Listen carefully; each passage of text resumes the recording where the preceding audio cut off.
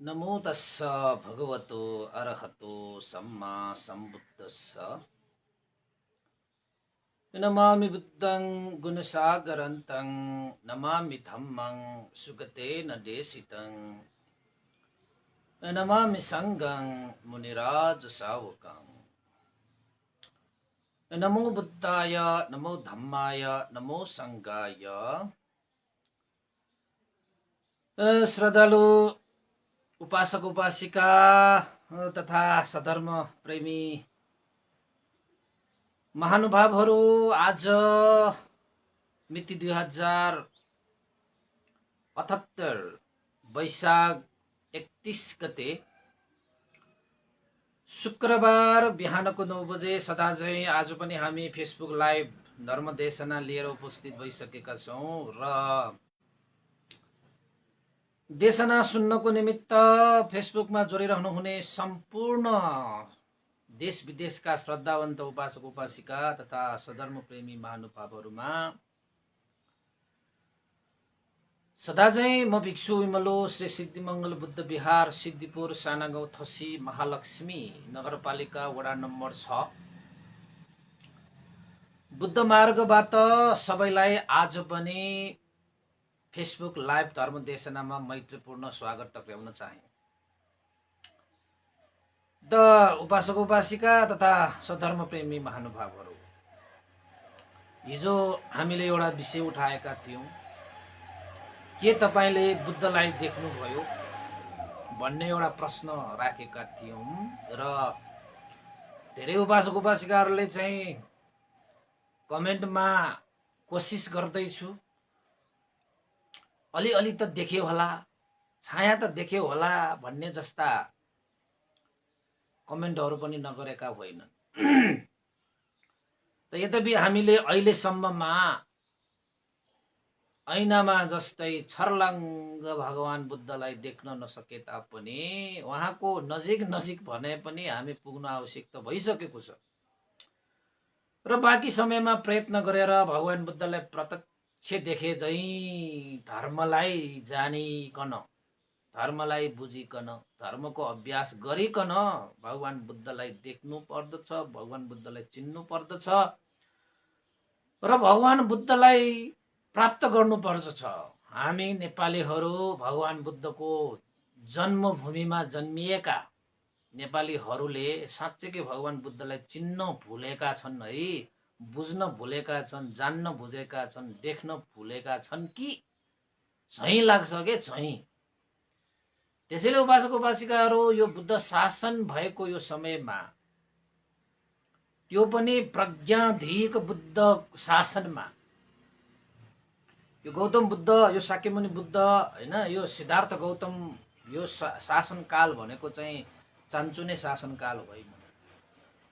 उहाँ गौतम बुद्ध त प्रज्ञाधिक बुद्ध हुनुहुन्छ। उहाँ प्रज्ञाधिक भएको कारणले गर्दाखेरि प्रज्ञा त हामीले तुरुन्तै पाउन सक्ने अवस्था, त्यो अवसर हामीलाई जोडेको छ। कति भाग्यमानी बुद्धहरू भनेका प्रज्ञाधिक, श्रद्धाधिक र वीर्याधिक, तीन प्रकारका बुद्धहरू यो संसारमा प्रादुर्भाव हुनुहुन्छ। तीन प्रकारबाट भन्नु पर्यो। 4 असंख्य 1 लाख कल्पसम्म पारमिता गुण धर्म सम्पादन गरेर सम्यक सम्बुद्ध तथागत भगवान शास्ता यानी कि बोधि ज्ञान लाभ गर्ने बुद्धहरूलाई प्रज्ञाधिक बुद्ध भनेर भनिन्छ। आद असंख्य 1 लाख कल्पसम्म पारमिता गुण धर्म सम्पादन गरेर बुद्धत्व ज्ञान बोधि ज्ञान लाभ गर्नुहुने सम्यक सम्बुद्धहरूलाई श्रद्धाधिक बुद्ध भनिन्छ भने 16 असंख्य 1 लाख कल्पसम्म पारमिता गुण धर्म सम्पादन गरिसकेपछि मात्रै बुद्धत्व ज्ञान लाभ गर्नुहुने सम्यक सम्बुद्ध तथागत भगवान बुद्धहरूलाई वीर्याधिक बुद्धहरू भनेर भनिन्छ। र अहिलेको हाम्रो यो गौतम बुद्ध या भनौं शाक्यमुनि तथागत भगवान शास्ता गोस्पल भगवान बुद्धले 4 असंख्य 1 लाख कल्पसम्म पारमिता गुण धर्म सम्पादन गर्नुभयो, उपपारमिता गुण धर्म सम्पादन गर्नुभयो, परमत्थ पारमिता गुण धर्म गर्न सम्पादन गर्नु, समग्रमा तिंश पारमिता भनिन्छ। 30 वटा पारमिताहरू सम्पादन गरिसकेपछि बुद्धत्व ज्ञान लाभ गर्नु भएको भनेपछि उहाँ प्रज्ञाधिक बुद्ध हुनुभयो हैन। त्यसैले प्रज्ञाधिक बुद्ध शासनमा हामी जन्मिन पाउनु, त्यो पनि मान्छे भएर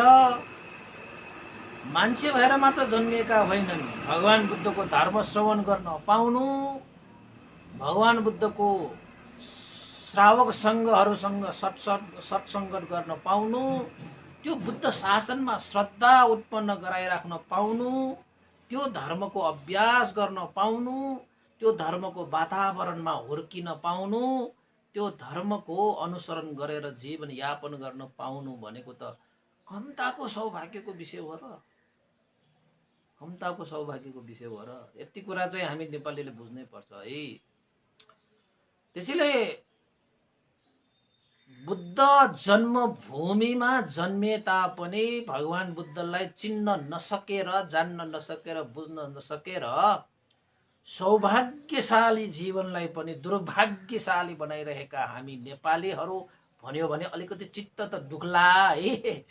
तर सबैले त त्यो गरिरहेका छैन। कयौं उपासक उपासिकाहरूले त्यो सौभाग्यलाई सार्थक तुल्याउनको निमित्त हर हमेशा प्रयास गरिरहेका उपासक उपासिकाहरू पनि नभएका चाहिँ पक्कै होइन। कयौं राष्ट्रका मान्छेहरूले, संसारका मान्छेहरूले आज युरोपदेखि लिएर अमेरिकादेखि लिएर विभिन्न राष्ट्रहरूले सम्म पनि भगवान बुद्धको यो शिक्षालाई धारण गरेर उनीहरूले आफ्नो जीवनलाई सार्थक बनाउनको निमित्त प्रयत्नशील छन् भने हामी नेपालीहरू किन ढिला? त मलाई विडम्बना लाग्छ, यस्तो मनुष्य देव ब्रह्माहरूले सम्म आफ्नो शिरमा राख्ने यस्तो शिक्षा, यस्तो अनुशासन, यस्तो नैतिक, यस्तो धर्म, यस्तो कर्म, यो त्रिलोक उद्धार गर्ने प्रतिपादन भएको यो धर्म कर्म भएको हामी नेपालीहरू अन्ततिर यसरी दौडिरहने हो भने, दौडिरहेको देख्दाखेरि मलाई त कस्तो नमच्चा लाग्छ, कस्तो विचरा लाग्छ। खोला तर्छु भनेर बगर दौडिरहेका मान्छेहरू जस्तै लाग्छ। खोला तर्ने भनेर बगर दौडिरहेका मान्छेहरू जस्तै लाग्छ। ल हेर्नुहोस्, फेरि कविता पारा आउँछ मलाई त फेरि त्यो पो फेरि चाहिँ यहाँ अर्को तनाव छ त। फेरि कहिलेकाहीँ कविता लेख्ने भएर कविता पारा आउँछ कि। त बुद्ध तीन प्रकारले हुने किसिममा प्रज्ञाधिक बुद्धको यो शासनमा हामी जन्मिन पाउनु भनेको सौभाग्यको विषय भन्नेलाई मैले अलिकति जोड दिइहालेको हैन। हिजो मात्रै हामीले एउटा विषय उठाएको थियौं नि, के तपाईले बुद्धलाई भेट्नुभयो, देख्नुभयो, चिन्नुभयो, बुझ्नुभयो भनेर। चिन्नुपर्छ, बुझ्नुपर्छ है। त भगवान बुद्धले देशना गर्नुभएका धर्महरू, स्कन्धहरू भनौं, धर्म स्कन्धहरू कतिवटा छ भन्ने तपाईले सुन्नुभयो त? 84,000 धर्म स्कन्धहरू। यी 84,000 मैले यो जोड्न खोजेको के हो त भन्दाखेरि यो मिलिन्द प्रश्न भन्ने चाहिँ त्रिपिटकमा कहाँनिर समावेश गरिएको छ भन्नको लागि मैले यो भूमिका बाँडिरहेको है। अलिकति मजाले सुन्नुस् न, लकडाउनको समय छ, मजाले सुन्ने। कतै जानु पर्दैन, म पनि जानु पर्दैन। म पनि अब बिहारमा बसियो, धर्म कर्म गरियो, यताउता गरेर हैन, धर्मकै छलफलमा व्यस्त नै भन्नु पर्ला तपाईहरुसँगै हैन। त त्रिपिटकलाई, पिटक भनेको टोकरी हो, त्रि भनेको 3 वटा हो, यानी एउटा 3 वटा भाँडोमा जस्तै पिटक टोकरी, जसमा सूत्र पिटक, विनय पिटक र अभिधम्म पिटक भनेर छुट्याइयो। मैले पहिला पनि 1-2 बार भनिसकेको छु। र त्यसमध्येमा यो सूत्र पिटक, विनय पिटक र अभिधम्म पिटक अन्तर्गत यो मिलिन्द प्रश्न भन्ने कुन चाहिँ पिटकमा समावेश गरिएको छ भन्ने सवाल पनि उठ्ला। अहिले हामीले यो मिलिन्द प्रश्नको जुन देशना गर्न खोजिरहेका छौं त्यो चाहिँ सूत्र पिटक अन्तर्गत रहेको एउटा ग्रन्थ, एउटा स्कन्द, धर्म स्कन्द हो भनेर हामीले बुझ्दा हुन्छ। र सूत्र पिटकमा उपासक उपासिकाहरू 5 वटा निकाय हुन्छ।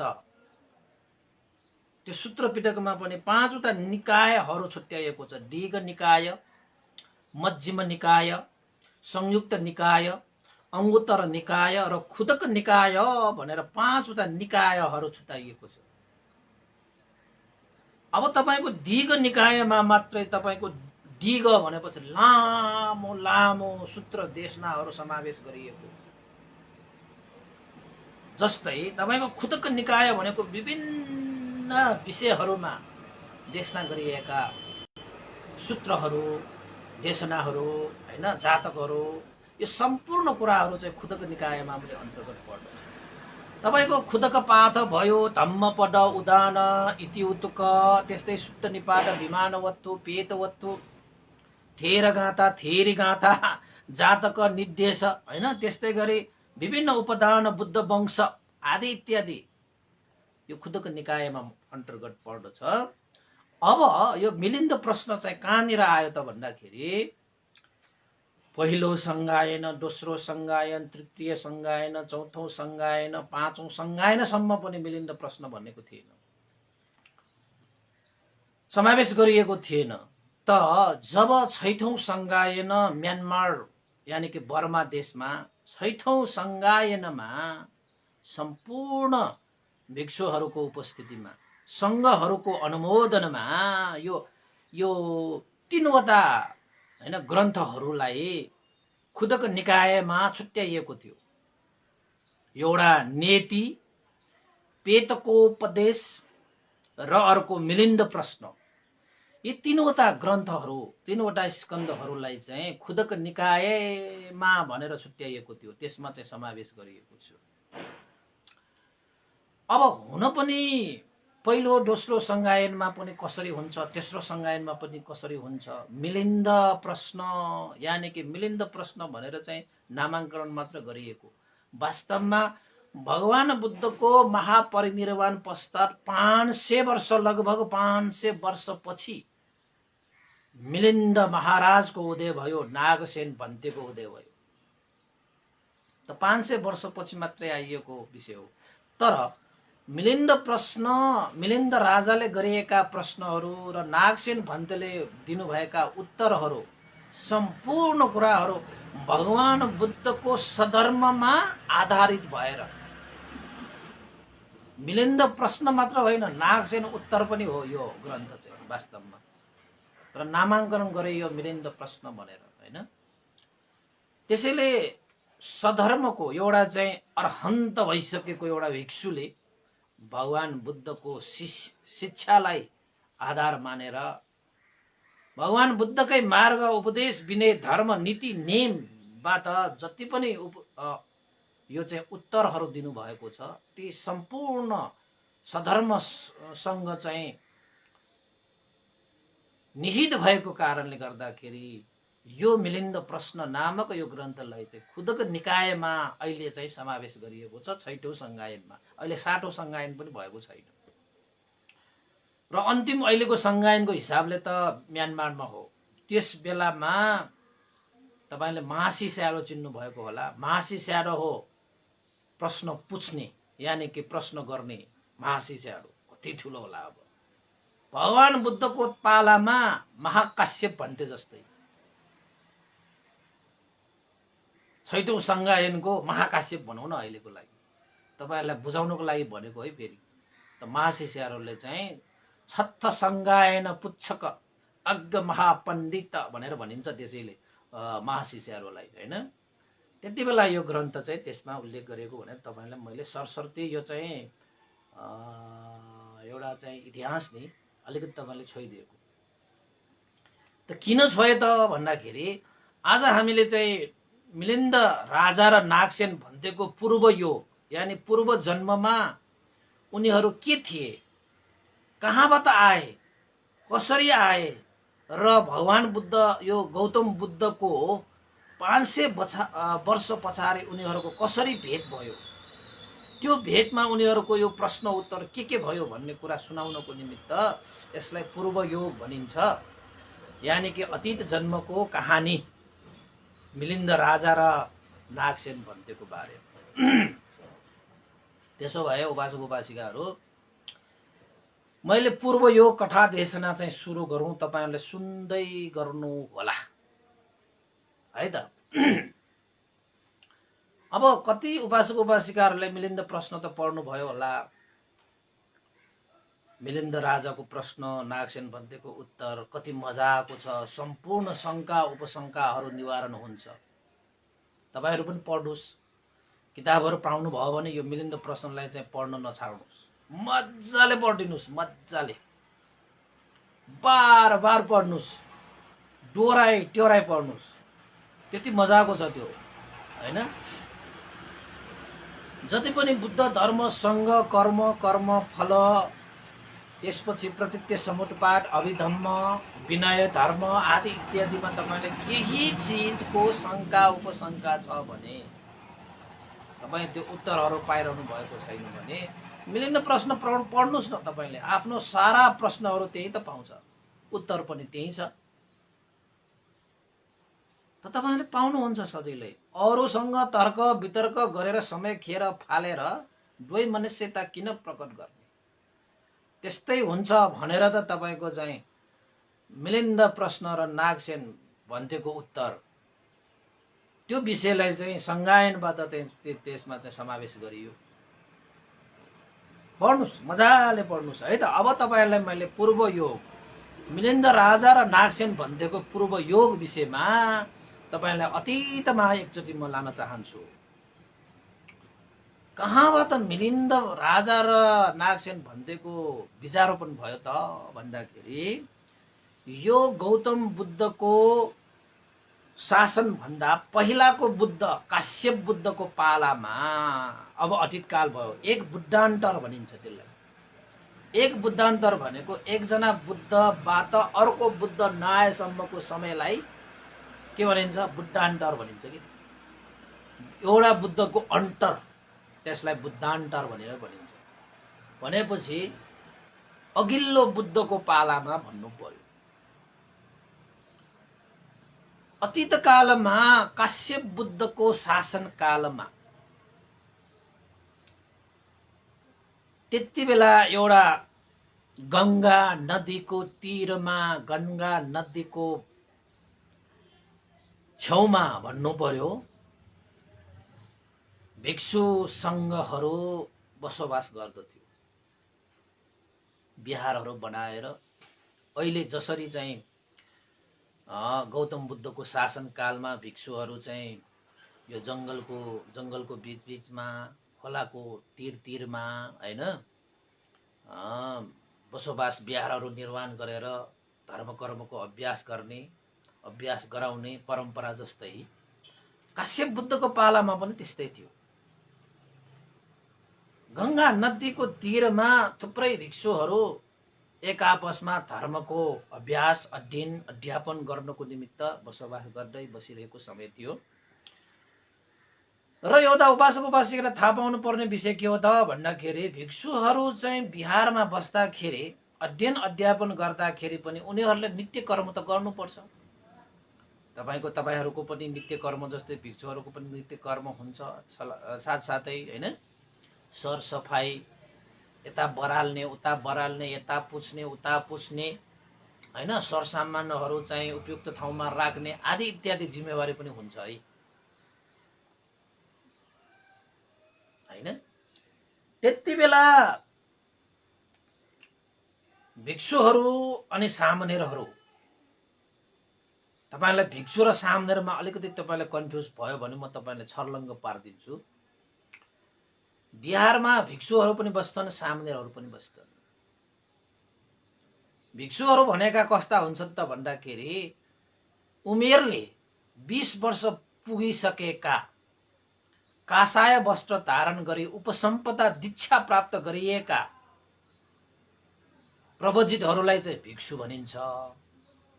उमेरले 20 वर्ष नपुगिसकेका कासाय वस्त्र धारण गरी सामनेर प्रवज्या मात्रै ग्रहण गरेका व्यक्तिहरूलाई चाहिँ सामनेर भिक्षुहरूको अब एक किसिमले उमेरको हदले 20 वर्ष ननागिसकेका त्यागी श्रमणहरूलाई सामनेर भनिन्छ हैन। अब तपाईहरुलाई चाहिँ अलिकति अझै प्रस्त्याउँ।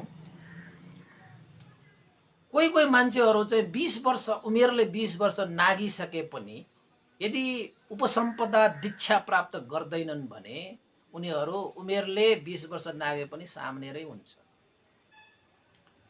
उमेरले 20 वर्ष पनि नाग्नुपर्छ र गुरु आचार्यद्वारा उपसम्पदा दीक्षा पनि प्राप्त गर्नुपर्छ। त्यस्तालाई चाहिँ संघद्वारा हुन्छ। त्यो चाहिँ उपसम्पदा दीक्षा प्राप्त गरिसकेपछि मात्रै भिक्षु हुन्छ। यदि उपसम्पदा प्राप्त गरेको छैन, उमेर पुगे तापनि त्यो चाहिँ सामनेरै हुन्छ। उपसम्पदा दीक्षा प्राप्त गर्छु भन्दाखेरि पनि उमेरले पुगेन भने पनि त्यो चाहिँ सामनेर नै हुन्छ। त्यसैले बुद्ध शासनमा यो सामनेर भिक्षु भनेको चाहिँ उमेरको एउटा हद पनि छ र धर्म विनय अनुसार दीक्षा प्राप्त गर्ने हद पनि छ। त्यो दुईटै चिजहरू पूरा गर्नुपर्छ।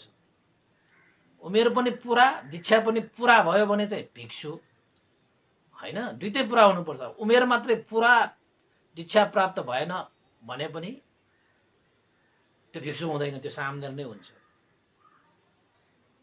हैन।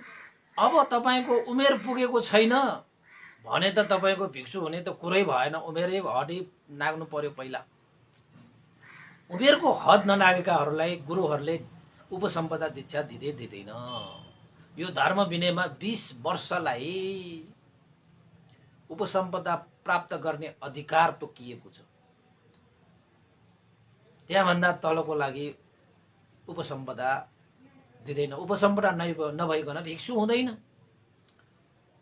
अब कासाय वस्त्र भने उस्तै हुन्छ। जस्तै यो वस्त्र मैले जुन लगाएको छु, यो कासाय वस्त्र, यसलाई चाहिँ चीवर भनिन्छ।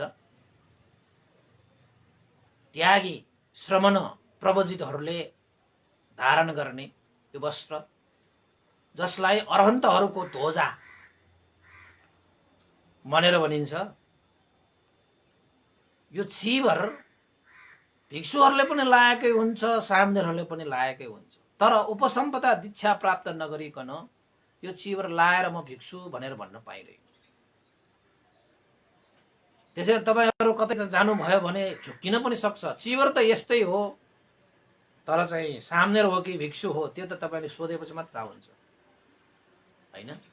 अनि चीवर लगाएको 10 वर्ष पुग्यो भने स्थविर भनिन्छ। चीवर लगाएको 20 वर्ष पुग्यो भने महास्थविर भनिन्छ। त्यो पनि एउटा समयको अवधिले निर्धारण गर्ने विषय हो। यो स्थविर, यो महास्थविर भन्ने पनि यो समय अन्तरालमा बुद्ध शासनमा अध्ययन र अभ्यास गर्दा गर्दै बिताइएका अवधिलाई तोकिएको हो। यो स्थविर, स्थविर भनेको स्थिर हुने भयो, अब हलचल हुने छैन। बुद्ध शासनमा 10 वर्षसम्म तपाईँ भिक्षु भएर बस्नुभयो भने तपाईँ अब स्थिर हुन्छ कि बुद्ध शासनमा। झन्झन झन्झन जस्तै तपाईले एउटा चाहिँ के भन्ने, अब किला ठोक्नु भयो रे माटोमा, त्यसलाई जति त्यो माटोलाई त्यहाँ राखिरह्यो त्यति त्यो माटोले त्यो हैन त्यो लत्थीलाई कस्दै जान्छ नि, त्यो स्थिर भएर आउँछ नि। त्यसरी 10 वर्ष पुगिसकेपछि स्थविर हुन्छ भने भिक्षु उपसम्पदा दीक्षा प्राप्त गरेको चाहिँ 20 वर्ष पुगेपछि महास्थविर भन्छ। महास्थविर भनिसकेपछि महास्थविर जति वर्ष भए पनि महास्थविर त्यहाँ भन्छ। त्यसरी संघद्वारा है, संघद्वारा अनुमोदन भएर उपसम्पदा दीक्षा दिएपछि मात्रै भिक्षु भन्न पाइन्छ। त त्यो एउटा चाहिँ गंगा तीरको एउटा बिहारमा भिक्षुहरू पनि थिए, सामनेरहरू पनि थिए। तपाईलाई अहिले पनि एउटा चाहिँ बोनस पनि दिइहालौं। किन भिक्षु भनियो त, किन सामनेर भनियो त भन्ने विषयलाई पनि एकचोटि यसो तपाईलाई खोतली दियो भने त अलिकति बहुश्रुति पाउँछ नि भनिदेऊ त मैले पाली भाषाबाट भिक्षुको अर्थ भगवान बुद्धले कसरी छुट्याउनु भएको त ल सुन्नु है त आइहाल्यो अब भनिदिइहालौँ भनेर संसारे भयं इक्खतीति भिक्खु पाली भाषा भगवान बुद्धको वचन लेख्नु सक्नुहुन्छ भने नभए अनेकरा देख्न सकिसकेपछि पाली भाषा पनि लेख्नुस् संसारे भयं इक्खतीति भिक्खु भनेर भगवान बुद्ध स्वयंले भन्नुभएको छ यो पाली भाषाबाट भनिएको भिक्षुको अर्थ देखाएको के यो अब हामी भिक्षु भएन हैन म पनि भिक्षु हैन अब इष्टवीर त भए अब मास्तवीर भन्नलाई केही वर्ष मात्रै बाँकी छ हैन त्यो खैर त्यो के छोडौं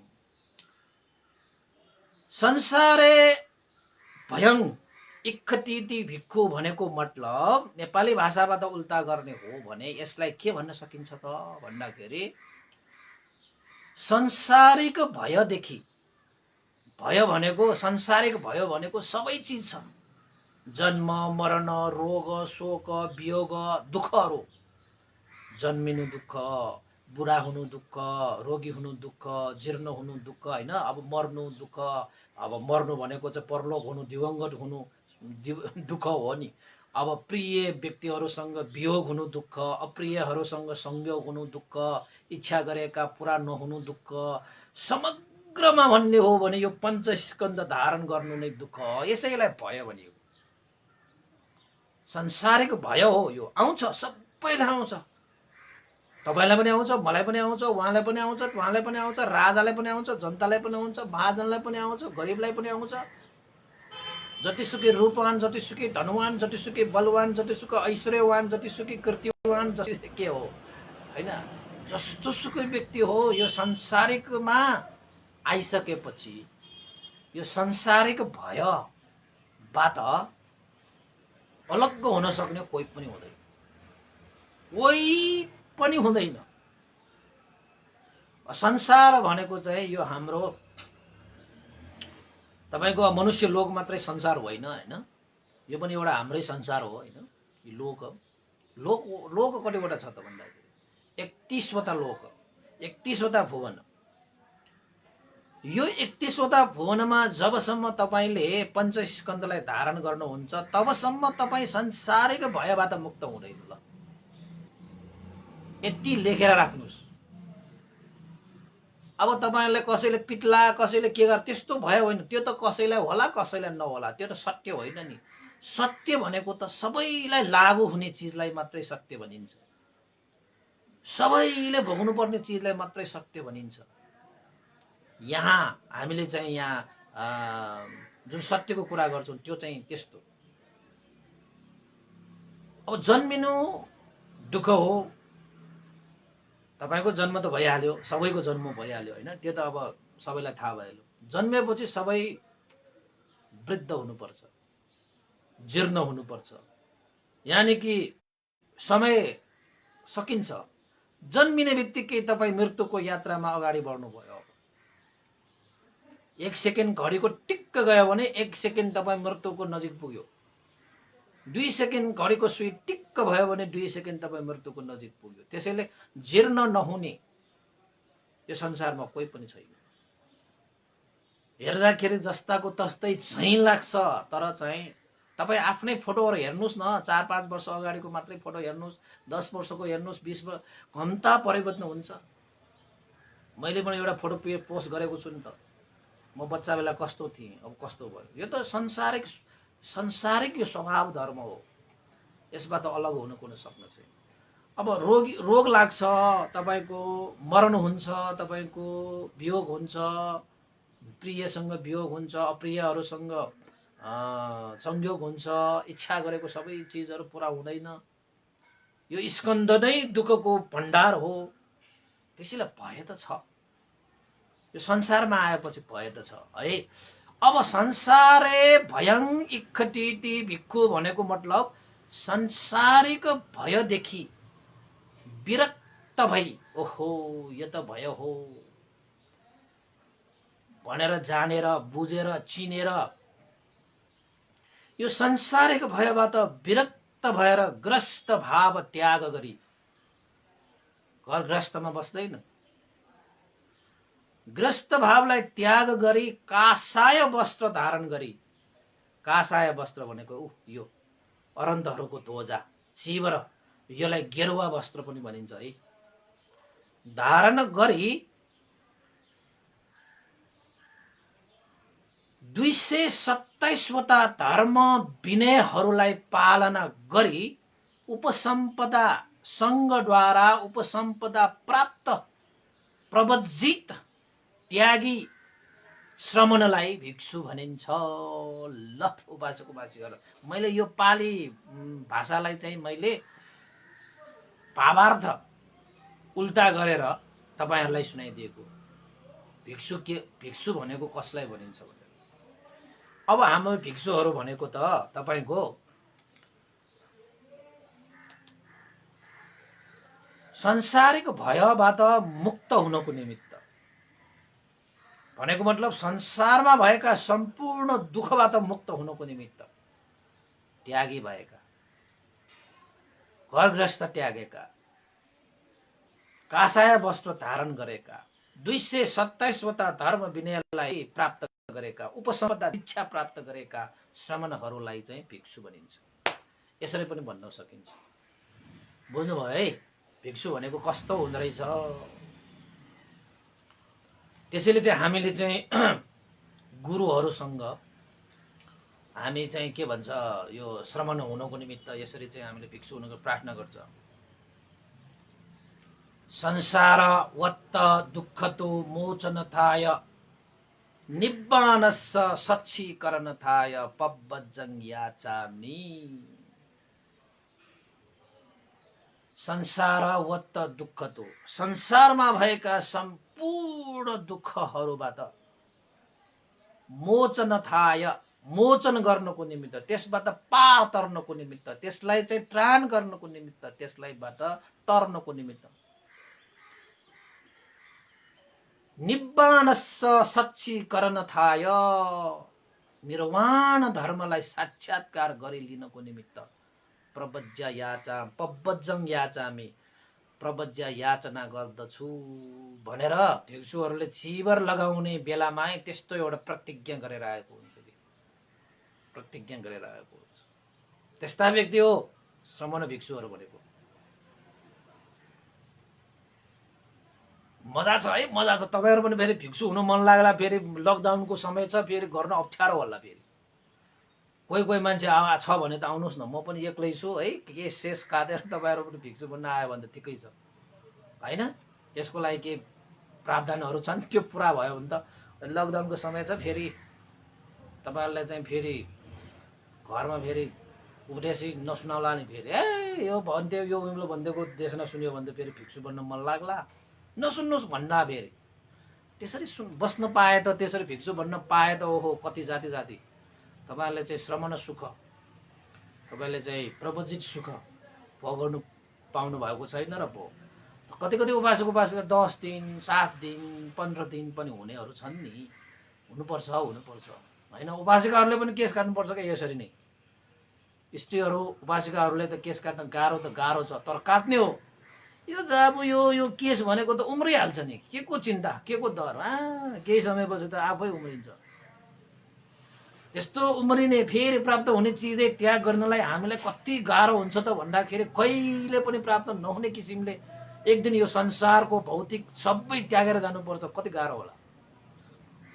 हुँदैन। प्राप्त हुने चिजै त्याग गर्न गाह्रो भनेपछि प्राप्तै नहुने चिज प्राप्त छोड्नु पर्दाखेरि गाह्रो हुने त त्यो अर्कै ठाउँमा छ। याद गर्नुस् त, एक दिन तपाई मर्नुपर्छ।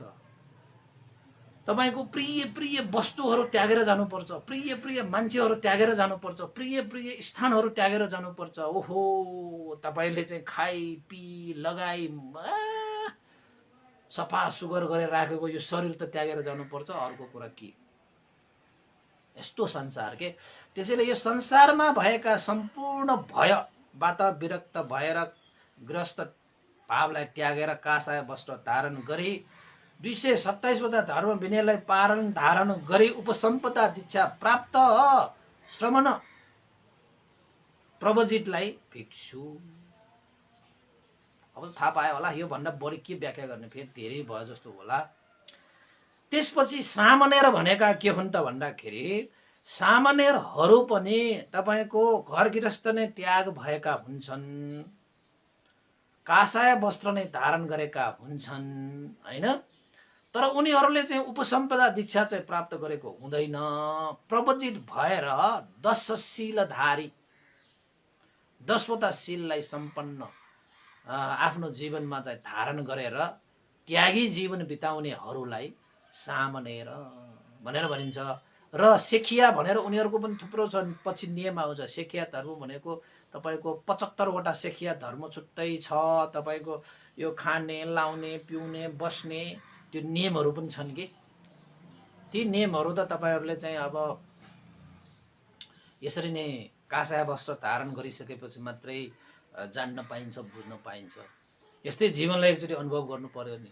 एकचोटि हाम्रो ज्ञानपूर्ण भन्तेको उपसम्पदाको 50 वर्ष पुगेको 50औं उपसम्पदाको उपलक्ष्यमा विश्व शान्ति विहारमा 50 जना भिक्षुहरू चाहिँ उपसम्पदा नै गरेको थियो नि त।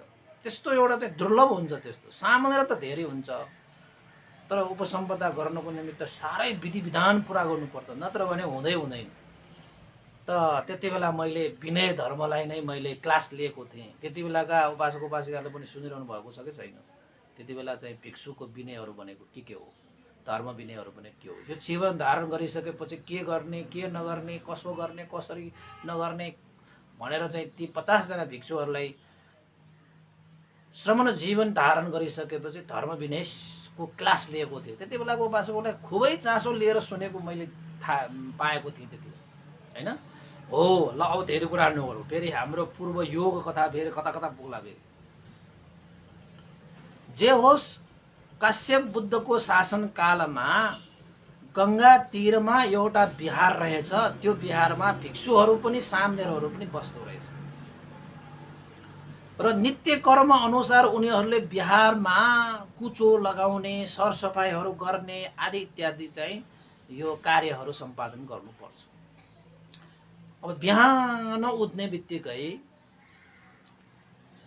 भिक्षुहरू पनि बराल्न आउँछ, तपाईको कुचो लगाउन आउँछ त्यहाँ, अनि सामनेरहरू पनि कुचो लगाउन आउँछ।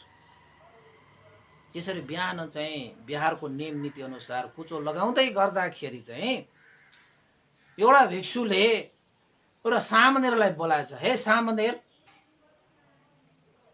यो जति पनि यो कुचो लगाएको छ, यो कुचो लगाएर थुपारेको यो धुलोलाई जाऊ जहाँ फ्याक्ने हो त्यो चाहिँ फ्याकेर आऊ भनेर चाहिँ एउटा भिक्षुले एउटा सामनेरलाई आज्ञा गरेछ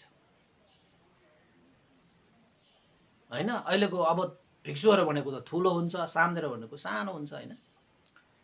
त त्यसरी भन्दाखेरि चाहिँ त्यो सामनेरले त्यो भिक्षुले भनेको कुराहरू नसुने चाहिँ गरेर बस्यो नसुने चाहिँ गरेर बस्यो के उसले सुन्न चाहेन।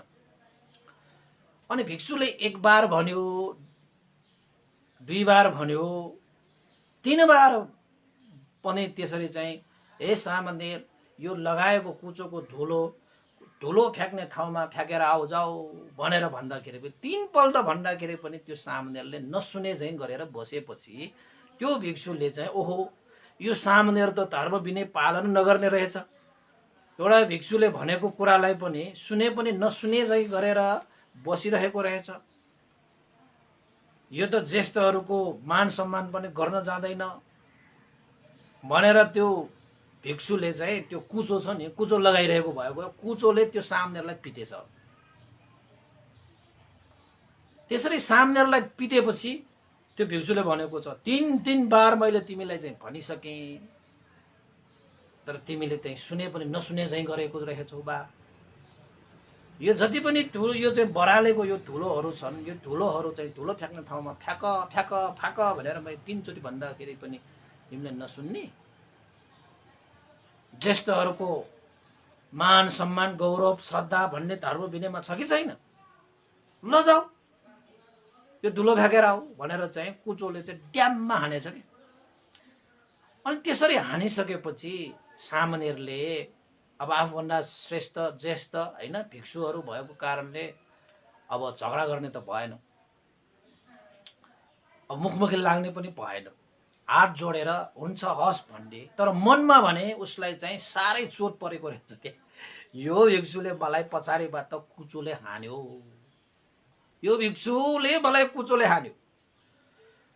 मुखले त हुन्छ हस् भनिदियो, तर चाहिँ मनमा चाहिँ अलिकति दुःख चाहिँ लाग्यो त्यसलाई। तर के गर्ने, अब गर्नु त पर्यो। धुलो सुलो सबै बोकेर धुलो फ्याँक्ने ठाउँमा गएछ। कुचो सुचो लगाए, ऊ पनि कुचो लगाइरहेको, भिक्षुहरू पनि कुचो लगाउँछ। त्यसरी ठुलो सानोको त्यहाँ केही पनि हुँदैन, आफ्नो कर्तव्य अनुसार चाहिँ कुचो लगाइन्छ। लगाइसकेपछि धुलो फ्याँक्दै गर्दाखेरि अलिकति घाम पनि लागिसकेको थियो होइन। त्यसपछि त्यो सामनेरले एउटा चाहिँ के सत्य क्रिया गरे त भन्दाखेरि, मैले आज बिहारमा बरालेको कुचो लगाएको पुण्य कर्मको आनुभावले, यो धुलो फ्याँकेको पुण्य कर्मको आनुभावले म जबसम्म निर्वाण धर्मलाई साक्षात गर्न सक्दैन तबसम्म मैले जहाँ जहाँ मैले जन्म लिए तापनि जसरी मध्याह्न समयको सूर्य झैं तेजस्वी हुन पाऊँ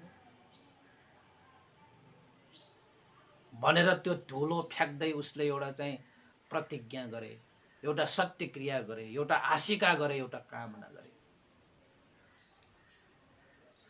निर्वाण धर्मलाई साक्षात नगरेसम्म जहाँ जहाँ जन्म लिन्छु म त्यहाँ त्यहाँ मध्याह्न समयको सूर्य चाहिँ तेजस्वी भएर म जन्म लिन पाऊँ।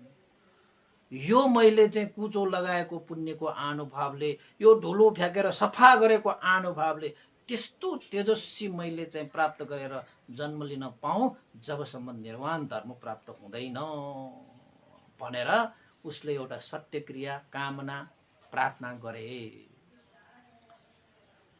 त्यसपछि त्यो सामानेर धुलो सुलो फ्याँकेर आइसकेपछि त्यहाँबाट अब धुलो बढालिसक्यो, धुलो सुलोको कामहरू सबै सम्पादन गरिसकेपछि अब भिक्षुलाई हेरिरहेको छ, भिक्षुले पनि हेरिरहेको छ। अब धुलो फ्याँक्न जान्छ कि जाँदैन यो सामने भनेर हेरिरहेको छ।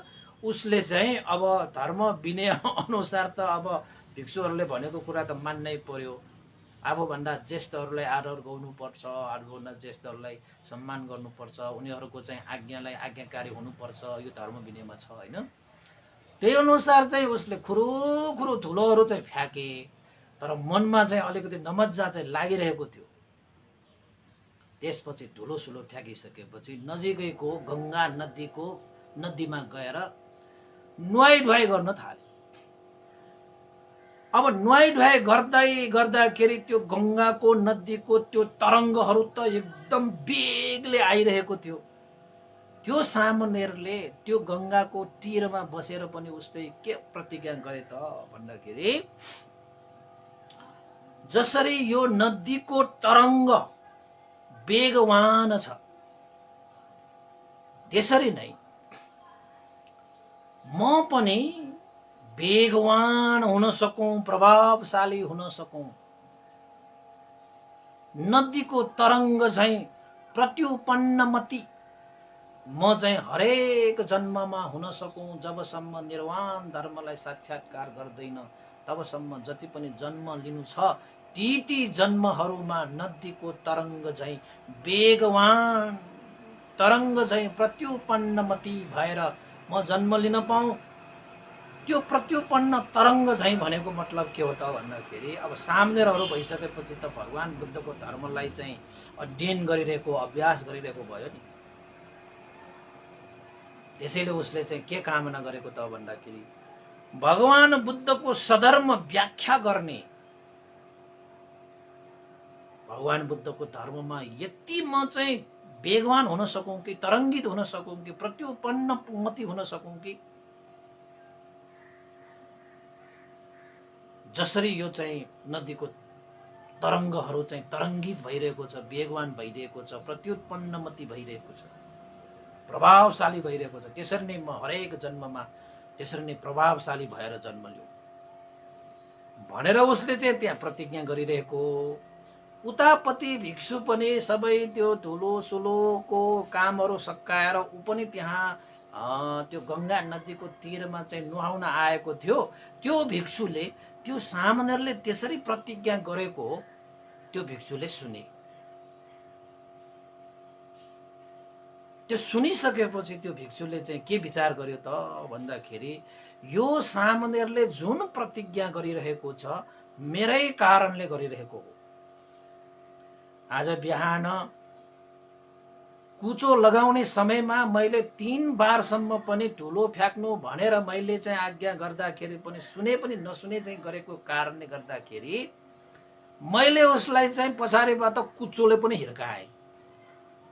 उसले चाहिँ धर्म विनय अनुसार चाहिँ त्यो कार्य चाहिँ सम्पादन गरे, तर मनमा भने सबैलाई चाहिँ हैन तरङ्गित पार्न सक्ने, सबै भन्दा चाहिँ धर्म विनयमा चाहिँ प्रभावशाली हुने, ताकि अरूको यानि कि चाहिँ भिक्षुहरूको सामुन्ने पनि एउटा कमजोरी भएर बस्न नपाऊँ, यस्ता व्यक्तिहरूको शिक्षा लिएर मैले जीवनयापन गर्न नपाऊँ, यस्ता व्यक्तिहरूबाट पनि अब श्रेष्ठ भएर धर्मको आचरण गर्न सक्ने, त्यसलाई सिक्न सक्ने, तरङ्गित पार्न सक्ने, प्रभावशाली बनाउन सक्नेसम्म हुन सकौँ भनेर उसले त्यो प्रतिज्ञा गरेको हुनुपर्छ।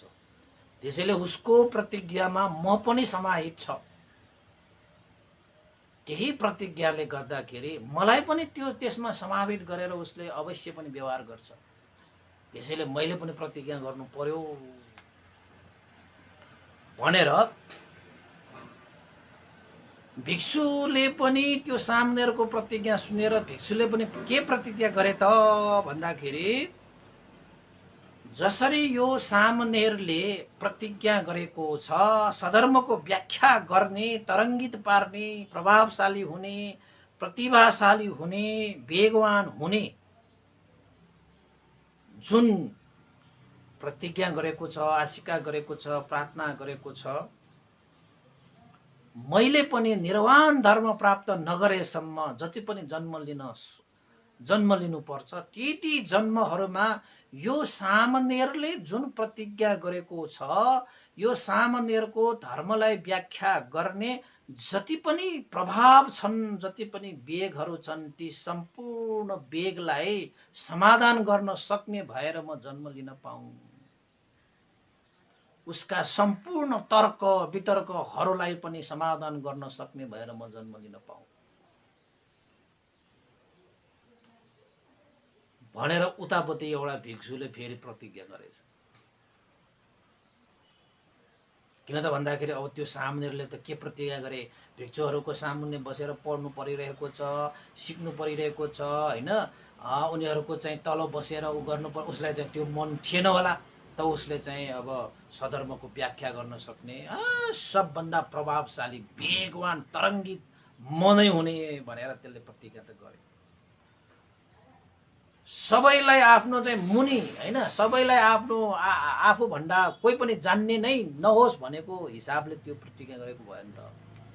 सबैलाई चाहिँ जित्न सक्ने, धर्म विनयको शास्त्रार्थमा, धर्म विनयको तर्क वितर्कमा सबैलाई जित्न सक्ने किसिमले तरङ्गित हुन सकौँ भने जस्तै प्रतिज्ञा गरेको भएर त्यहाँ पनि भिक्षुले पनि त्यो उसले गरेको त्यो तरङ्गलाई पनि समाधान गर्न सक्ने, निवारण गर्न सक्ने, त्राण गर्न सक्ने भएर मैले पनि जन्म लिन पाऊँ भनेर दुईजना, एउटा सामनेर र भिक्षुले त्यसरी चाहिँ प्रतिज्ञा, शक्तिक्रिया र कामना, आशिका गरेर आएको रहेछ।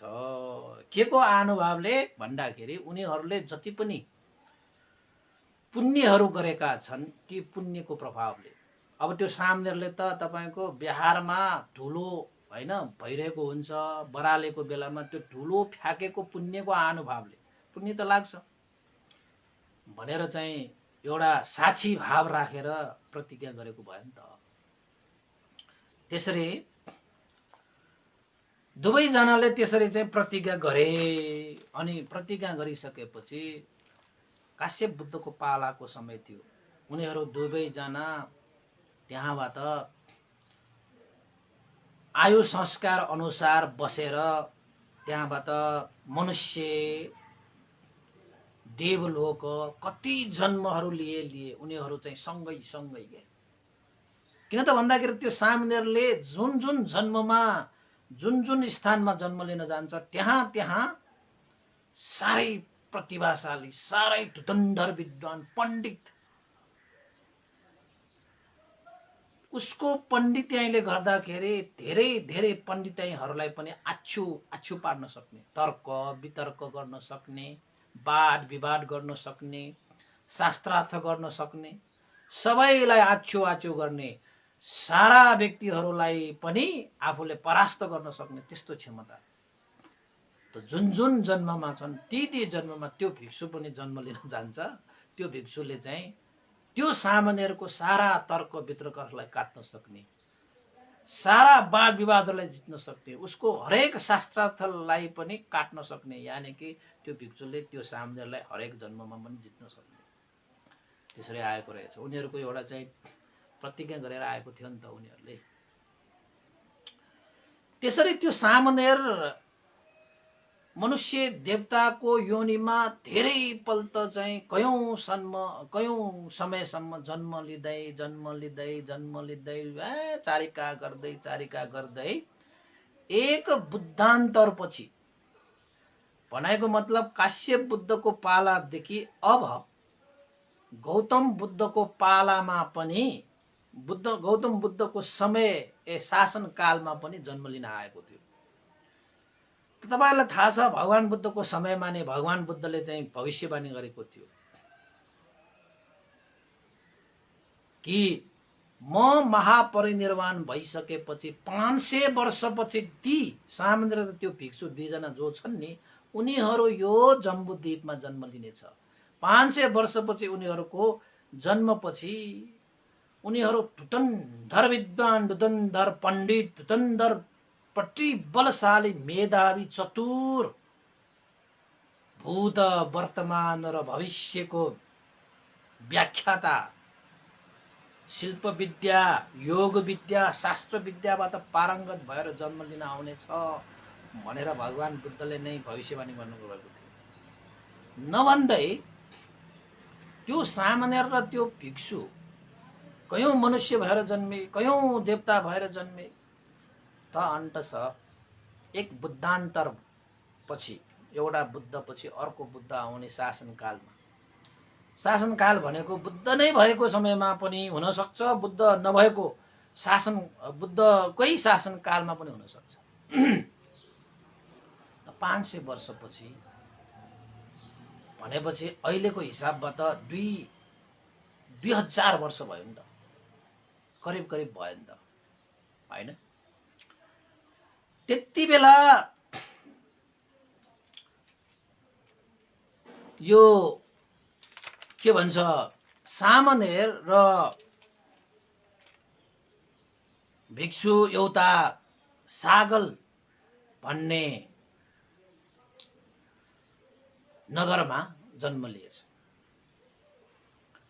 सागल भन्ने नगरमा जन्म लिँदाखेरि के भएर जन्म लिएछ त भन्दाखेरि जुन यो सामनेर जो छ, सामनेर चाहिँ तपाईको चाहिँ जम्बुद्वीपको सागल नगरमा मिलिन्द राजाको रूपमा जन्म लिएछ। मिलिन्द राजाको रूपमा जन्म लिएछ। उनीहरूले प्रार्थना गरेर आए जस्तै यो सामनेर यति पण्डित थियो कि, यति चतुर थियो कि, यति मेधावी थियो कि, यति प्रति बलशाली थियो कि, यति भूत भविष्य वर्तमानको योग विद्या, शिल्प विद्या, शास्त्र विद्या निपुण थियो, धन धान्य ऐश्वर्यशाली, प्रभावशाली, सौभाग्यशाली। किन त भन्दाखेरि उनीहरूले चाहिँ प्रतिज्ञा गरेर आए जस्तै उनीहरूले काम कर्तव्य धर्म कर्म पनि गरेर आएको थियो। त्यसैले चाहिँ त्यो सामनेर मिलिन्द राजाको रूपमा जन्म लिएछ। भनिन्छ मिलिन्द राजाले कतिवटा विद्याहरू सिकेको थियो त भन्दाखेरि 19वटा विद्याहरू सिकेको थियो। तपाईलाई मैले एउटा मैले चाहिँ यहाँ उल्लेख पनि गर्न चाहन्छु, हैन? मिलिन्द महाराज किन यति प्रभावशाली भए, किन यति वैभवशाली भए, ऐश्वर्यशाली भए, प्रभावशाली भए भूत भविष्य वर्तमानसम्मको पनि योग विद्याबाट परिपूर्ण भएका कसरी भए त भन्दाखेरि मिलिन्द महाराजसँग चाहिँ श्रुति विद्या, स्मृति विद्या, सांख्य विद्या, योग विद्या, नीति विद्या, वैशेषिक विद्या, गणित विद्या, संगीत विद्या, चिकित्सा विद्या, चतुर्वेद विद्या, पुराण विद्या, इतिहास विद्या, ज्योतिष विद्या, मायावी विद्या, हैन, तन्त्र मन्त्र विद्या भनेको 15 नम्बरमा तपाईको तर्क विद्या, 16 नम्बरमा तन्त्र मन्त्र विद्या, 17 नम्बरमा युद्ध विद्या, 18 नम्बरमा छन्द शास्त्र विद्या तथा 19औं नम्बरमा बुद्ध विद्या, यानि कि भगवान बुद्धको सधर्मलाई पनि उसले जानेको रहेछ। त्यस्तो विद्याहरूबाट पारङ्गत भएका, यानि कि यो मिलिन्द राजा भनेको चान्चुने राजा होइन, साह्रै धुरन्धर विद्वान चतुर मेधावी पण्डित जसले 19वटा विद्याहरूलाई सिकेको थियो। त्यसैले यो राजा तपाईको हाम्रो हिसाबबाट भन्ने हो भने चाहिँ लोकायत वितण्डवादी भनेर पनि भनिन्छ। शास्त्र गर्नमा मिलिन्द राजा जस्तो अरू कोही पनि छैन, अद्वितीय भन्छ नि त, त्यो जस्तो चाहिँ अर्को कुनै छँदै छैन। अनि शास्त्रार्थ गर्नेमा चाहिँ अद्वितीय मात्र होइन कि अजय पनि कसैले जित्न सक्दैन थियो। जो सँग शास्त्रार्थ गर्छ त्यो सँग चाहिँ यो मिलिन्द राजाले जित्थ्यो। तर्क वितर्क वाद विवाद शास्त्रार्थ गर्नेमा त निपुण। किन त भन्दाखेरि मिलिन्द राजासँग प्रज्ञा छ, बल छ, वेग छ, वीरता छ, धन छ, भोग सम्पत्ति छ, के मात्र छैन, सबै चिजको अनुभव भएका व्यक्ति, सबै चिजबाट पारङ्गत भएका व्यक्ति, सबै चिजलाई चाहिँ महसुस गर्ने, अनुभव गर्ने सौभाग्य प्राप्त भएका व्यक्ति, चारै दिशामा ऐश्वर्यशाली, चारै दिशामा प्रभावशाली, चारै दिशामा नाम चम्केका व्यक्ति थिए। त्यसैले जहिले पनि जहाँ पनि बच्चैदेखि अहिलेसम्म ठुलो राजासम्म भइसक्यो त्यति बेलासम्म पनि जो कोही गुरु शास्ता, हैन, शास्ता भनेको गुरु होइन, गणाचार्य, कुनै पनि एउटा चाहिँ गणहरू बनाएर बसेका व्यक्तिहरूको आचार्यहरूसँग पनि शास्त्रार्थ गर्न जाने, हैन, जोसुकै पण्डित होस्, पण्डित त उसको नामै लिनु हुँदैन, त्यो पण्डितसँग गएर म शास्त्रार्थ गर्ने, हैन, त्यसमा चाहिँ तर्क वितर्क गर्ने, वाद विवाद गर्ने भन्ने हाल्ने, उसको अगाडि त कोही पनि पण्डित टिक्नै सक्दैन थियो, कोही पनि गणाचार्य पनि टिक्नै सक्दैन थियो। जोसँग उसले चाहिँ तर्क वितर्क गर्छ, वाद विवाद गर्छ, शास्त्रार्थ गर्छ, उसलाई जित्न सक्ने त कोही पनि थिएन। जम्बूद्वीपमा कोही पनि थिएन। त्यसैले जम्बूद्वीपमा सारा शास्त्रार्थ गरेर सबैलाई हराउने, चाहे पण्डित होस्, चाहे श्रमण होस्, चाहे ब्राह्मण होस्, चाहे गणाचार्य होस्, सबैसँग शास्त्रार्थ गर्ने। अनि मिलिन्द राजा आयो भने कति पण्डितहरू त भाग्ने। अब यो मिलिन्द राजासँग तर्क वितर्क गरेर सकिँदैन, वाद विवाद गरेर सकिँदैन, शास्त्रार्थ गरेर सकिँदैन, होस् उसँग भेटै नगरौँ भनेर मान्छेहरू टाढा भाग्छ, होइन। त्यस्तै गणाचार्यहरू पनि भाग्छ। यहाँसम्म कि त्यति बेलाका श्रमणहरू पनि यो मिलिन्द राजासँग तर्क वितर्क गरिरह्यो भने त हामीले अभ्यास गर्नुपर्ने, अध्ययन गर्नुपर्ने नै समय खेर जान्छ। भयो यो मिलिन्द राजा आउने स्थानमा, यो मिलिन्द राजा भएको स्थानमा नबसौँ भनेर श्रमण ब्राह्मणहरू पनि हिमालय पर्वततिर जान्थ्यो। त्यहाँ गएपछि त राजा त्यहाँ आउँदैन, नआएपछि त उनीहरूलाई दुःख भयो, योसँग तर्क वितर्क गरेर आफ्नो अध्ययन र अभ्यास गर्ने समय त गएन नि। त्यस्तो सम्म थियो, होइन। त एक दिन त्यो मिलिन्द राजा आफ्नो चाहिँ चतुरङ्गी सेनाहरूलाई हेर्ने, चतुरङ्ग संज्ञा र के कस्तो छ भनेर बुझ्ने, त्यो कार्यहरू गर्दै जानको निमित्त अमात्यलाई भनेर जम अमात्य राष्ट्र सुरक्षाको लागि राखिएका चतुरङ्ग सेनाहरूलाई व्यवस्थित पार्नको निमित्त उनीहरूको आवश्यकताहरू हेर्नको निमित्त चतुरङ्गी सेनाहरूको प्रभावलाई हेर्नको निमित्त यसो डुलेर आउँ भनेर चाहिँ चतुरङ्गी सेनाको अब तपाईँको छाउनीमा हेर्न गएछ। हुन्छ नि त भनेर चाहिँ मन्त्री अमात्यहरूले पनि राजाको आज्ञा अनुसार उनीहरू चाहिँ घोडा सोडा चढेर मजाले राजा न हो त्यहाँ गएर चतुरङ्गी सेनाहरूलाई हेर्दै बसेछ। किन त भन्दाखेरि युद्ध विद्या पनि जानेको राजा हो नि त मिलिन्द राजा। त्यसैले देशमा सङ्कट पर्दाखेरि देशमा कसैले चाहिँ आँखा गाडे तापनि देशमा कसैको भय आयो भने कसरी त्यसलाई चाहिँ निवारण गर्नुपर्छ युद्ध विद्या पनि पूर्ण रूपमा पारङ्गत भएको राजा। त्यसैले बरोबर सेनाहरूको विषयमा पनि हेरचाह गर्न जान्थ्यो। चतुरङ्गी सेनाहरू थियो मिलिन्द राजाको। सबै हेरे सेनाहरूलाई पनि विभिन्न कुराहरू चाहिँ हौसला दिने प्रेरणा दिने उत्साह दिने यस्ता कुराहरू चाहिँ सेनाहरूलाई पनि त्यो किसिमले पनि हैन एउटा मनोबल वृद्धि गराएर आए। त्यो सकिसकेपछि अब दरबारमा फर्किन लाग्दाखेरि यसो आकाशमा हेरेको सूर्य त पश्चिम दिशामा गइसकेको थिएन। यसो हेरे समय त छँदैछ।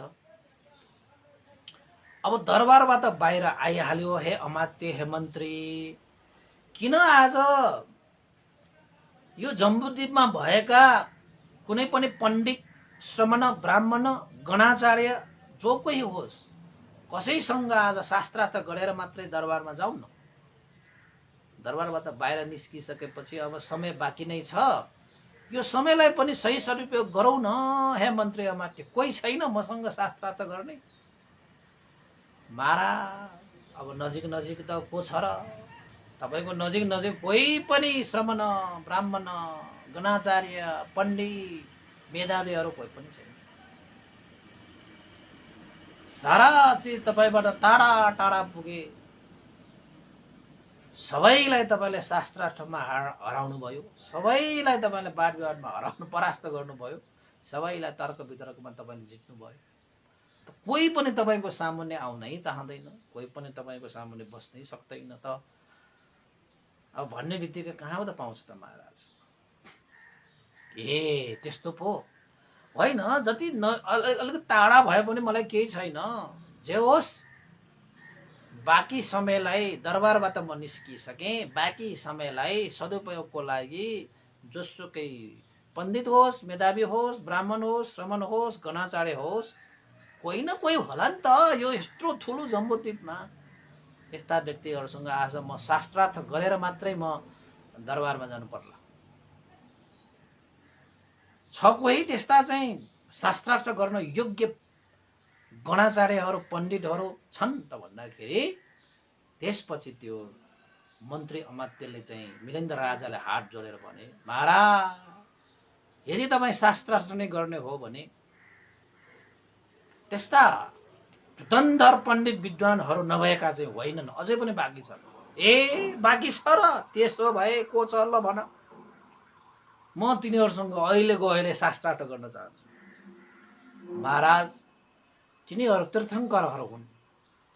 जो तीर्थङ्करहरू साह्रै विद्वान साह्रै पण्डित छन्। तपाईँले जति पनि यो श्रमणहरू ब्राह्मणहरू पण्डितहरू भनाउँदाहरूसँग जुन शास्त्रार्थ गर्नुभयो नि तिनीहरू भन्दा त कहाँसम्मको पण्डितहरू उहाँहरू त उहाँहरूसँग पनि तपाईँ चाहिँ शास्त्रार्थ गर्नुहुन्छ त भन्दा किन नगर्ने?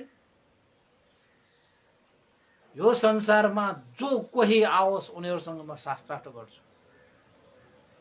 धर्मको छलफल गर्ने ताकि मेरो मनमा भएका शङ्का उपशङ्का सन्देहहरू त्यस्ता पण्डितहरूले मलाई पनि त सन्तुष्ट पारुन्। मलाई पनि त मेरो शङ्का भएकोलाई चाहिँ निवारण गर्न सकोस् न उनीहरूले। कस्ता पण्डितहरू ल भन भन्दाखेरि मन्त्री अमात्यले राजालाई बिन्ती गरे महाराज जम्बूद्वीपमा 6 जना तीर्थङ्कर गणाचार्यहरू छन्। साह्रै विद्वान साह्रै धुरन्धर पण्डित मेधावी पनि छन्। मिलिन्द राजाले अब चाहिँ मेरो जोरी पाए जस्तो छ है। मैले अब चाहिँ शास्त्रार्थ गर्नमा मजा आउने भयो है भनेर चाहिँ मजाले चाहिँ मुस्कुराइरहेको छ। उनीहरू साँच्चैकै पण्डित हुन् भने मेरो मनमा भएको शङ्का उपशङ्कालाई पनि त निवारण गरिदिएला नि त। जुन मैले चाहिँ सिकेको बुद्धका वचनहरू छन्, बुद्धका शिक्षाहरू छन्, बुद्धका धर्महरू छन्, बुद्धका कर्महरू छन्, केही कुराहरू ममा चाहिँ अझै शङ्का निवारण भइसकेको छैन। यदि तिनीहरू पण्डित नै हुन् भने मेरो त्यो शङ्काहरू निवारण गरिदिएला नि, समाधान गरिदिएला नि त। ल भन हे मन्त्री अमात्य, को हुन् तिनीहरू? को हुन् ती तीर्थङ्करहरू? को हुन् ती गणाचार्यहरू? भन भन्ने बित्तिकै मन्त्री अमात्यले के भने त भन्दाखेरि, महाराज ती तीर्थङ्करहरू नामुद तीर्थङ्करहरू मध्येमा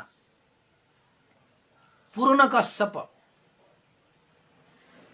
एकजना गणाचार्य छ, साह्रै पण्डित, साह्रै विद्वान। दोस्रोमा मक्खली घोषाल नामक तीर्थङ्कर पनि छन्, साह्रै पण्डित, साह्रै विद्वान। त्यस्तै गरी निगन्थनाथ पुत्र पनि महाराज साह्रै पण्डित, साह्रै विद्वान, साह्रै मेधावी छन्।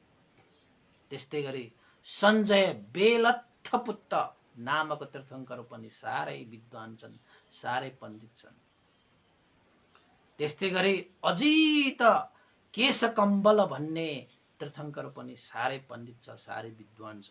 र अर्को पक्कुढ कच्चायन भन्ने पनि साह्रै पण्डित छ, साह्रै विद्वान छ। महाराज जम्बुद्वीपमा सारा मान्छेहरूले सम्मान गरेका, सारा मान्छेले मानेका, सारा मान्छेले पण्डित भनेका यी 6 जना तीर्थङ्कर गणाचार्यहरू छन्। यदि तपाईँ शास्त्रार्थ गर्ने, वाद विवाद गर्ने, तर्क वितर्क गर्ने हो भने उहाँहरू जस्तो विद्वान अरू कोही पनि छैन यो जम्बुद्वीपमा, अरू कोही पनि छैन। अब तपाईँहरूलाई यो भन्नु होला, यो सम्पूर्ण यो चाहिँ पूर्ण कश्यप, मक्खली घोषाल, निगन्थनाथ पुत्र हैन, सञ्जय बेलत्थ पुत्र, अनि अजित केशकम्बल, अनि ककुद कच्चायन, यी 6 जना नामहरू चाहिँ भगवान बुद्धको समयमा पनि यही नै 6 जना तीर्थङ्करहरू थिए। अब तपाईँले भन्नु होला, अब भगवान बुद्ध त तपाईँको 500 वर्ष अगाडिको ती चाहिँ 6 जना चाहिँ तीर्थङ्करहरू 500 वर्ष पछाडि पनि ती नामको तीर्थङ्करहरू कसरी आए त भन्ने सवाल तपाईँकोमा आउन सक्छ होइन। यहाँनिरको उत्तर के हो त भन्दाखेरि, भगवान बुद्धको पालाको त्यो तीर्थङ्करहरूको परम्परा नै चल्दै चल्दै चल्दै चल्दै आइरहेको के 500 वर्षसम्म त्यही नामको नामधारी भएर। जसरी अब चाहिँ पूर्ण कश्यप भन्ने भगवान बुद्धको समयमा पनि थियो। पूर्ण कश्यप भनेको एउटा गणको आचार्य थियो।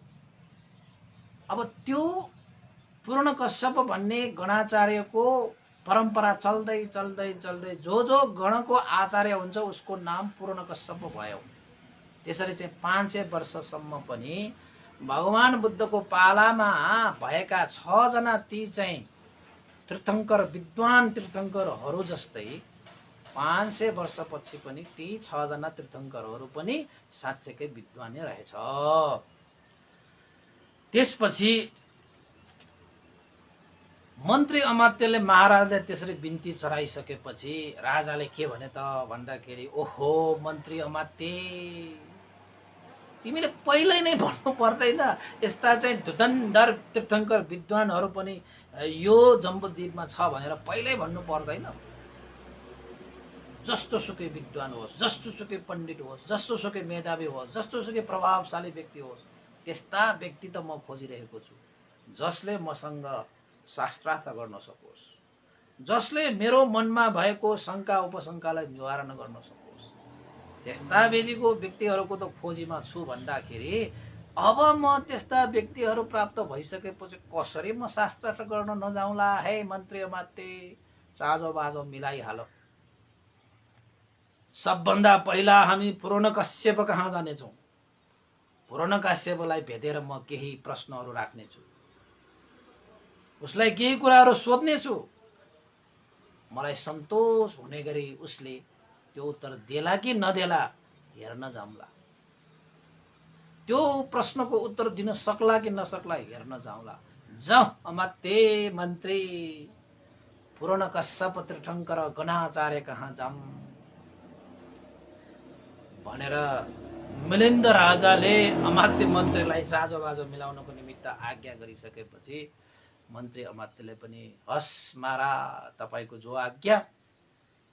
जम्बुद्वीपका दुतन्धर विद्वान पण्डित पूर्ण काश्यप कहाँ अवश्य तपाईलाई लाने भई तपाईको इच्छा अनुसार तपाईको प्रश्न राख्नुस्, तपाईको इच्छा अनुसार तपाईले शास्त्रार्थ गर्नुस्, तपाईको मनमा भएका कुराहरू सोध्नुस्, कुनै पनि तपाईको मनमा भएको शंका उपशंका सन्देहहरू छ भने उहाँहरूसँग सोध्न सक्नुहुनेछ। आउनुस् महाराज म तपाईलाई चाहिँ पूर्ण काश्यपको ठेगाना बताइदिउँला भनिसकेपछि राजा पनि खुसी भए। बल्ल मैले आफ्नो चाहिँ हैन के भन्ने अब सरहको एउटा चाहिँ अब शास्त्रार्थ गर्ने व्यक्ति मैले पाएँ जस्तो उसलाई भएर अनि मिलिन्द राजा कहाँ गए त भन्दाखेरि पूर्ण काश्यप तीर्थङ्कर कहाँ आफ्ना मनका कुरा केही सोध्नको निमित्त राजा त्यहाँबाट गए।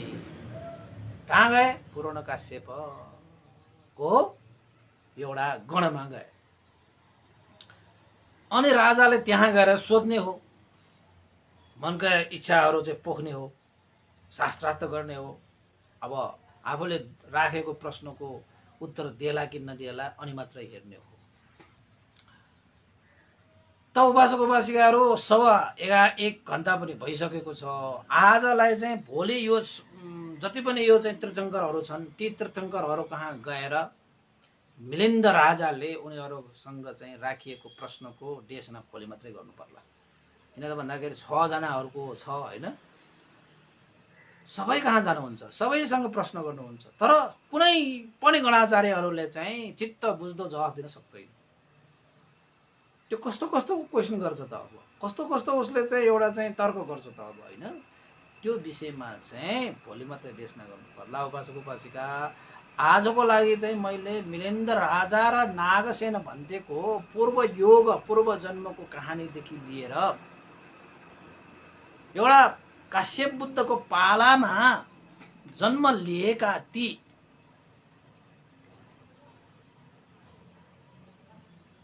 एउटा भिक्षु र एउटा सामान्य नै हो तिनीहरू। त एउटा बुद्धान्तर पछि भगवान बुद्धको महापरिनिर्वाण पछि 500 वर्षपछि यसरी एउटा राजा भएर त्यो सामान्य नै हो। त्यो सामान्य चाहिँ एउटा प्रभावशाली राजा भएर जन्म लिन आएको हो। तपाईले चाहिँ यो 6 जना तीर्थङ्करहरूको जुन प्रश्न सोध्न जाने दीघ निकाय सामान्य फलसूत्रमा पनि यी तीर्थङ्करहरूको उल्लेख गरेको पाइन्छ। यी चाहिँ तीर्थङ्करहरूको उल्लेख गर्न पाइन्छ हैन। त्यसैले चाहिँ अब तपाईले चाहिँ अब भोलिको दिनको प्रतीक्षा गर्नु होला। के प्रश्न सोधिए ती चाहिँ तीर्थङ्करहरूले हैन, ती चाहिँ गणाचार्यहरूले, ती विद्वान पण्डित भनौडाहरूले कस्ता कस्ता उत्तरहरू दिए। त्यति बेलाका मान्छेहरूले मानेको विद्वान भनेर, पण्डित भनेर, मेधावी भनेर त साँच्चै कि तिनीहरू पण्डित थिए या थिएन, मेधावी थिए वा थिएन भन्ने कुरा त भोलि हामी देशनामा भन्ने नै छौँ। आजको लागि मैले यति नै गरेँ उपासक उपासिकाहरू। आजको देशना मैले यही क्रमशः गरेँ। भोलि अर्को देशनामा सबै कुराहरू छर्लङ्ग हुने नै छन् र मिलिन्द प्रश्नको धेरै कुराहरू छन्। तपाईको अब मिलिन्द राजा मात्र भयो, नागसेन भन्ते कसरी प्रादुर्भाव हुन्छ अब भन्ने कुरा पनि भोलि नै आउला कि हैन। त्यसैले सुन्दै गर्नु होला उपासक उपासिकाहरू। र अन्तमा सदा चाहिँ आज पनि हामीले चाहिँ पुण्यानुमन गर्ने समय भएको छ र आज पुण्यानुमन गर्नको निमित्त है मैले चाहिँ यहाँ एकजना उपासिकाले श्रद्धा दान गर्नु भएको छ है। ग्वारकोमा बस्नुहुने शान्ति साक्यद्वारा अस्ति पनि मैले एकचोटि चाहिँ नाम त लिइसकेको छु, परितान पनि गरिसकेको छु। दिवंगत हुनुभएका सूर्यमान साक्यको नाममा उहाँहरूले चाहिँ परितान गर्ने, पुण्यानुमोदन गर्ने हैन, उहाँको सुगति निर्वाण कामना गरिदिने र भोजन दान गर्ने श्रद्धा पनि व्यक्त गर्नु भएको छ है। त्यसैले चाहिँ उहाँ शान्ति शाक्य घरको द्वारा सूर्यमान शाक्यको नाममा सुगति निर्वाण कामना गर्दै रु 5000 श्रद्धा दान पनि व्यक्त गर्नुभएको छ। उहाँ सूर्यमान शाक्यको सुगति निर्वाण कामना गर्न चाहन्छु र शान्ति शाक्य घरकोलाई पनि धेरै धेरै साधुवाद व्यक्त गर्न चाहे है। र यहाँ चाहिँ हाम्रो उपासिका उपासिकाहरूले चाहिँ यहाँ नाम लेखाएको थियो अघि हैन। यहाँ चाहिँ आज तृतीया हैन, मिमलाल बजाचार्यको आज जन्मदिन हो। हुन त उहाँ चाहिँ अब दिवंगत जन्मदिनको दिन मात्रै भएको कारणले गर्दाखेरि आज चाहिँ दिवंगत हुनुभएका मिमलाल बजाचार्य इतुम बहाललाई पनि सुगति निर्वाण कामना गरे परित्राण गरिदिनुको निमित्त पनि अनुरोध गर्नुभएको हुनाले मैले आज उहाँको नाममा परित्राण है पुण्यानुमोदन पनि गर्न चाहे। उहाँ चाहिँ सुगति र निर्वाण प्राप्त होस् भनेर पनि कामना गर्न चाहे है। अब यस्ता धेरै धेरै कुराहरू छन् उपासक उपासिकाहरू। यो पुण्यको प्रभावले हामीले कुनै न कुनै चाहिँ त्यसरी प्रतिज्ञा गर्दाखेरि आशिका गर्दाखेरि कामना गर्दाखेरि तपाईँले साक्षी राख्नु पर्दछ। त्यसैले आजको यो जति पनि हामीले देशना गरे देशना सुने यो पुण्यको प्रभावले तपाईँहरूको जीवन पनि सुखमय होस् शान्तिमय होस् हैन। तपाईँहरूको जीवनमा मङ्गल होस् कल्याण होस् जय होस्। रोग शोक भय अन्तराय विघ्न बाधा दीन दशा सबै हटेर जाउन् हैन। र आफूले गरिआएका काम कर्तव्यहरूलाई सिद्ध गर्न सकौँ सम्पन्न गर्न सकोस् भनेर पनि आशिका गर्न चाहे। निर्वाण धर्म साक्षात्कार नगरेसम्म तपाईँहरूले पनि जति पनि जन्म लिनुहुन्छ ती जन्महरूमा भगवान बुद्धको धर्मलाई आफ्नो जीवनमा धारणा पालन गर्न सकोस् भनेर पनि आशिका गर्न चाहे। र अन्तमा श्रद्धेय गुरुवर ज्ञान पुण्य वास्तविक र गुरुवर स्याडो पतिता विवंश भन्ते प्रति पनि यो पुण्य अनुमोदन गरी सुगति र निर्वाण कामना गर्न चाहे। सम्पूर्ण गुरुजनहरूप्रति पनि सुगति र निर्वाण कामना गर्न चाहे। त्यस्तै गरी बितेर जानुभएका हाम्रा ज्ञाति बन्धुहरू सम्पूर्ण देवताहरू सत्व प्राणीहरू र अमनुष्यहरूको लागि पनि यो पुण्य लाभ भई उहाँहरूको जीवन हित सुख होस् भनेर पनि आशिका गर्न चाहे।